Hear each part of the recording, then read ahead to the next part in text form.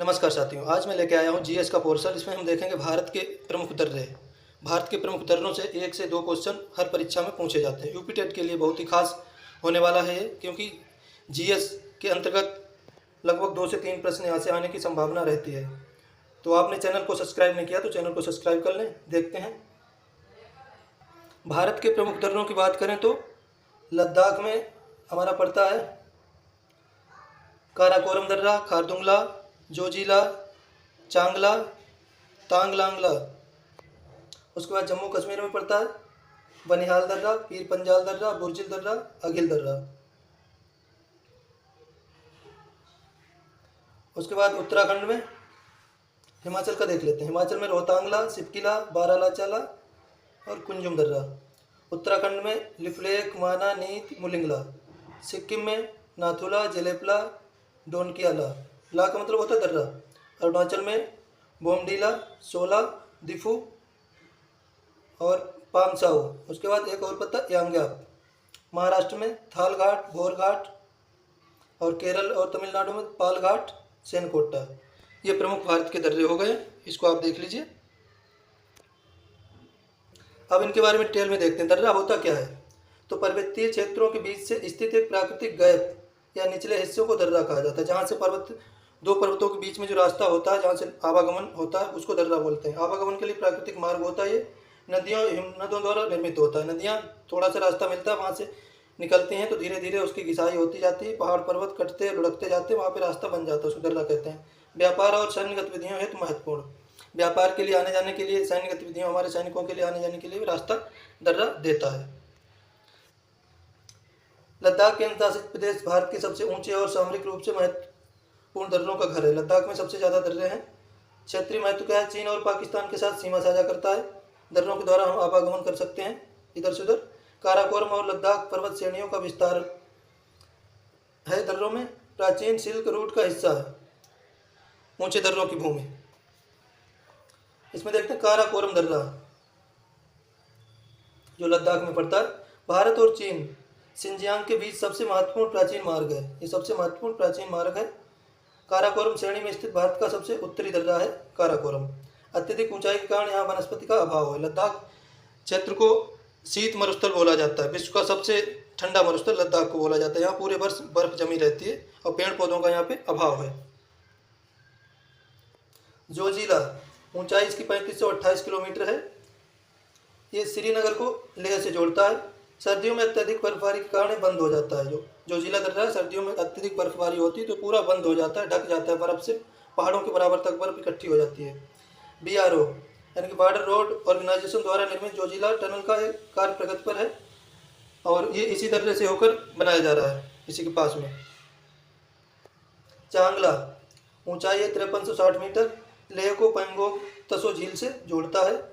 यहाँ डीआरडीओ का सबसे ऊंचा अनुसंधान केंद्र है। जो रक्षा संबंधी एजेंसी हमारी, उसका सबसे ऊंचे पे अनुसंधान केंद्र। ये लद्दाख श्रेणी का एक अत्यंत कठिन मार्ग है।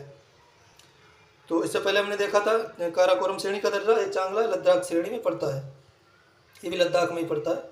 उसके बाद बनिहाल दर्रा जवाहर सुरंग से संबंधित है। ऊंचाई 2832 किलोमीटर है।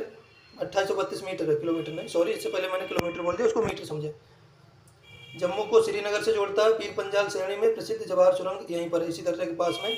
कश्मीर घाटी को शेष भारत से जोड़ने वाला प्रमुख राजमार्ग NH-44 यहीं से गुजरता है, बनिहाल दर्रे से।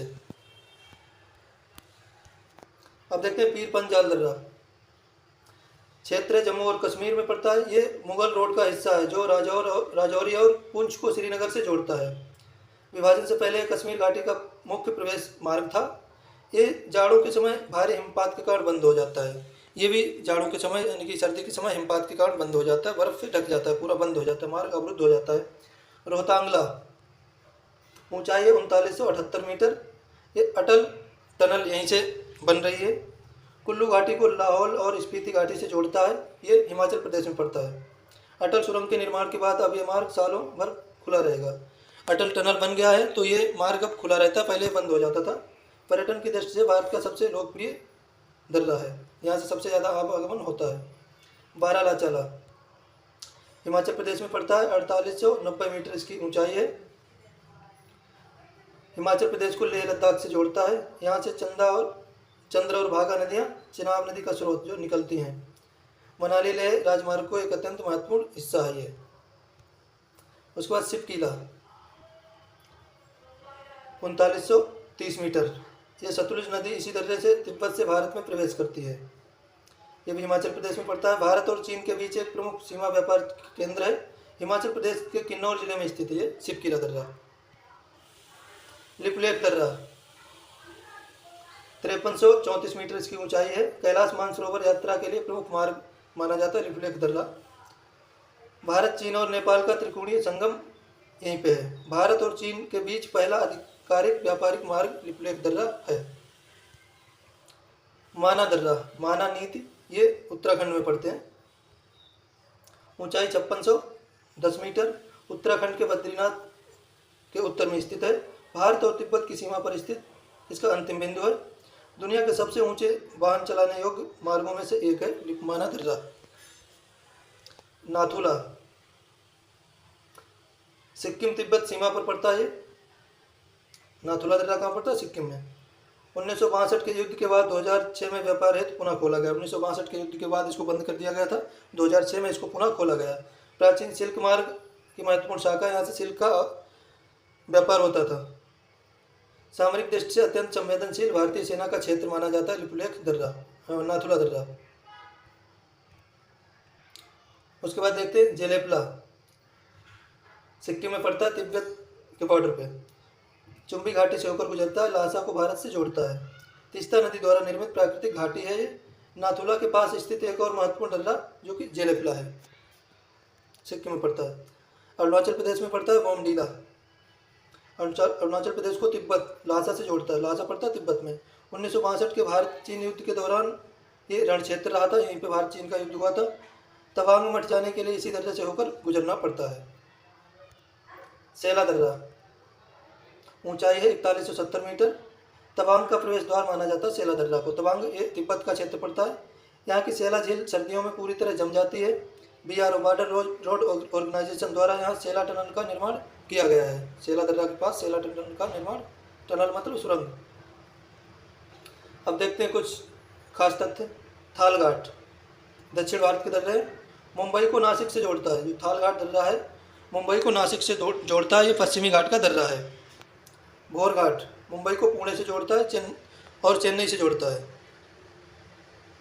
मुंबई को पुणे और चेन्नई से जोड़ता है भोरघाट दर्रा। पालघाट दर्रा केरल को तमिलनाडु कोयम्बटूर से जोड़ता है।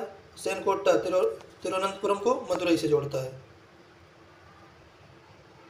फिर से देख लेते हैं एक बार हम दर्रों को। लद्दाख में पड़ता है काराकोरम, खारदुंगला, जोजिला, चांगला, तांग लांगला। जम्मू कश्मीर में पड़ता है बनिहाल, पीर पंजाल, बुरजिल, अगिल। हिमाचल प्रदेश में पड़ता है रोहतांगला, सिटकिला, बारालाचाला, कुंजुम दर्रा। उत्तराखंड में लिपुलेख, माना, नीत, अम्बुलिंगला। सिक्किम में नाथुंगला, जेलेपला, डोनकियाला। अरुणाचल प्रदेश में बोमडीला, सेला, दिफू, पांगसाउ और यांग्यापला। महाराष्ट्र में पड़ता है थालघाट, भोरघाट। और केरल तमिलनाडु में पड़ता है पालघाट और सेनकोट्टा दर्रा। सामरिक और रक्षा महत्व दर्रों का क्या रहता है? तो भारत के उत्तरी दर्रे चीन और पाकिस्तान के साथ संवेदनशील सीमाओं पर स्थित है। रसद आपूर्ति यानी खाद्यान्न की आपूर्ति होती है। सेना की आवाजाही और हथियारों की सप्लाई का एकमात्र साधन होता है। सेना को राशन, सामग्री, हथियार वगैरह यहीं से दर्रों से होकर पहुंचाए जाते हैं। निगरानी, ऊंचे दर्रों पर नियंत्रण का मतलब पूरे क्षेत्र पर वर्चस्व। दर्रों पर हमारी सेना लगाई जाती है जो कि पूरे क्षेत्र को नियंत्रण में रखती है, निगरानी करती है। टनल प्रोजेक्ट BRO द्वारा जोजिला और सेला टनल जैसे प्रोजेक्ट गेम चेंजर है। यहाँ पे जो प्रोजेक्ट टनल बने हैं उनसे बहुत ही सुविधा हुई है। आवागमन बाधित नहीं होता पूरे साल भर। वैसे बर्फ़ जम जाती तो बाधित हो जाया करता है। आशा करता हूँ आपको वीडियो पसंद आया होगा। हमारे चैनल को सब्सक्राइब कर लें, वीडियो को लाइक करें। मिलते हैं एक अन्य वीडियो में, तब तक के लिए धन्यवाद।